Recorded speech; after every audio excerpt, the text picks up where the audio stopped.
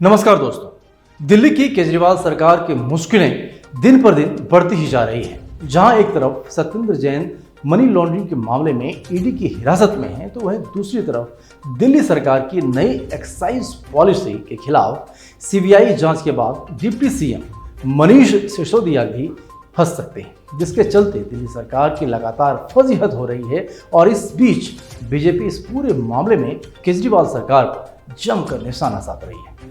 अब आप भी सोच रहे होंगे कि ऐसा आखिर क्या हो गया इस नई आबकारी नीति में, जिसके चलते दिल्ली सरकार की फजीहत हो रही है। इसके खिलाफ बीजेपी इतना बड़ा हंगामा कर रही है। तो जानकारी के लिए आपको बता दें कि नई आबकारी नीति के जरिए दिल्ली सरकार शराब खरीदने का अनुभव बदलना चाहती थी। अब इसके चलते नई पॉलिसी में होटलों के बार, क्लब्स और रेस्टोरेंट को रात 3 बजे तक ओपन रखने की छूट दे दी गई। वो छत के साथ किसी भी जगह पर शराब परोस सकेंगे। इसके पहले खुले में शराब परोसने पर रोक थी। इसके साथ ही बार में किसी भी तरह के मनोरंजन का इंतजाम किया जा सकता है। इसके अलावा बार काउंटर पर खुल चुकी बोतलों की शेल्फ लाइन पर भी कोई पाबंदी नहीं होगी। तो वहीं नई नीति के अनुसार शराब की दुकान पर यह देखना होगा कि कम उम्र के व्यक्ति को शराब न बेची जाएगी। इसके लिए आईडी चेक किया जाएगा। और साथ ही शराब की दुकान के बाहर स्नैक्स या खाने पीने की वस्तुएं नहीं खुल पाएंगी, ताकि खुले में शराब पीना कम हो सके।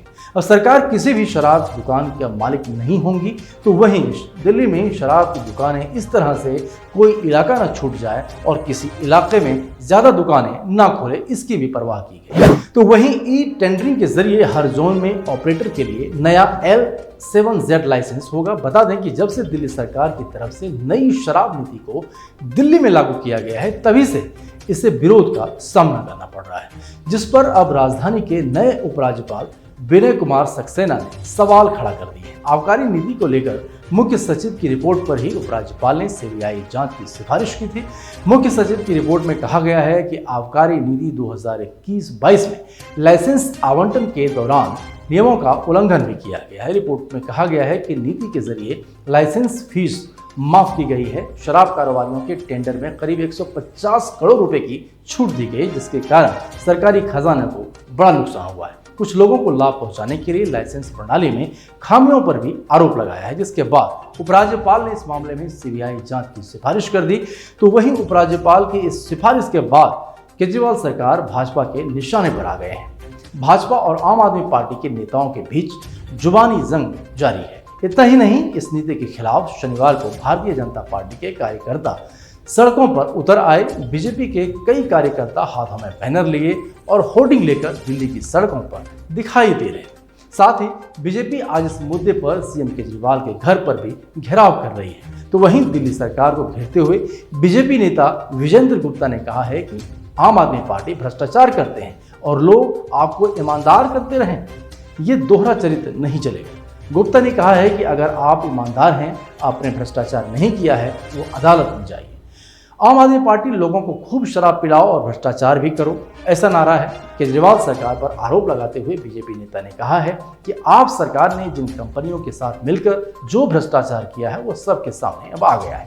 ये सरकार नई शराब नीति के तहत शराब को प्रमोट करने का काम कर रही है। वहीं बीजेपी नेता गौतम गंभीर ने भी शनिवार को एक ट्वीट करके दिल्ली की आम आदमी सरकार पर निशाना साधा। गंभीर ने ट्विटर के जरिए तंज कसते हुए कहा है कि शराब से प्यार और दिल्ली पर वार आपकी सरकार layer in chief is now ठग इन चिफ। अब आपको बता दें कि गौतम गंभीर ने इससे पहले भी केजरीवाल सरकार पर एक बड़ा निशाना साधा था।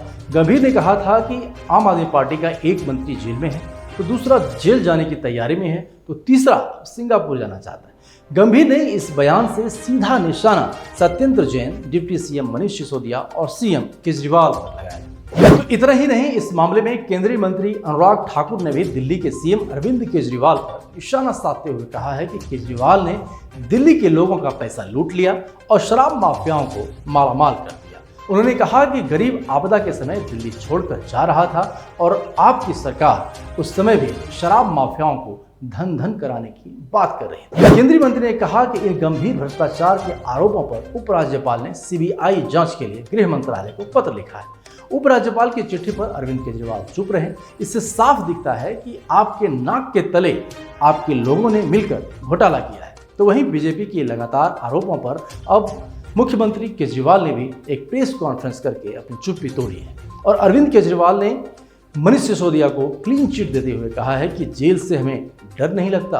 तुम लोग सावरकर की औलाद हो और जिसने अंग्रेजों से माफी मांगी थी। हम भगत सिंह की औलाद हैं।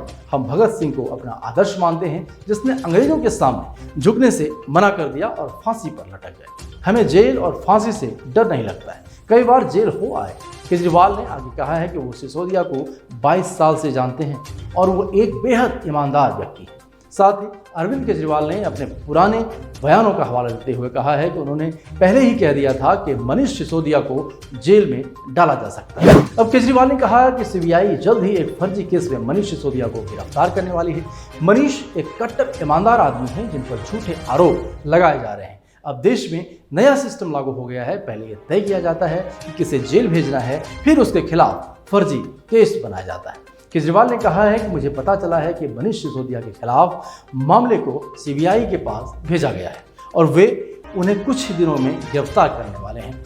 ऐसे में लेश मात्र भी सच्चाई नहीं है।